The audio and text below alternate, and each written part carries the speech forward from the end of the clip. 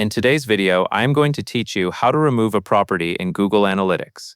Before you begin, make sure you are signed in to the correct Google account and that you have the right level of access. Removing a property is an administrative action, so you typically need editor or administrator permissions.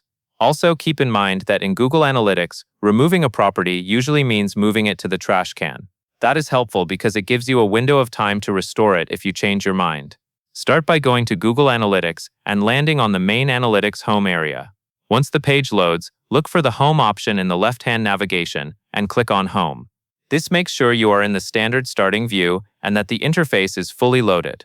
Next, in that same left side navigation, click on Admin.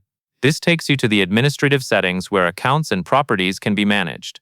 The admin area is where you control high-impact settings, so take a moment to confirm you are working in the correct place.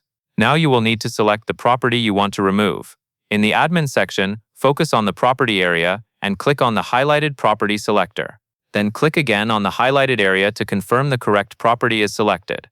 The key here is accuracy. Many organizations have multiple similar property names, so take an extra second to verify you are not selecting a property that is still actively collecting data or being used for reporting. Once you are sure you have the right property selected, go into the Property Settings page. In the Settings area, find the option labeled Move to Trash Can and click on Move to Trash Can. You may see the same option again in the next view, so click on Move to Trash Can once more as prompted. This is part of the confirmation flow to prevent accidental removals.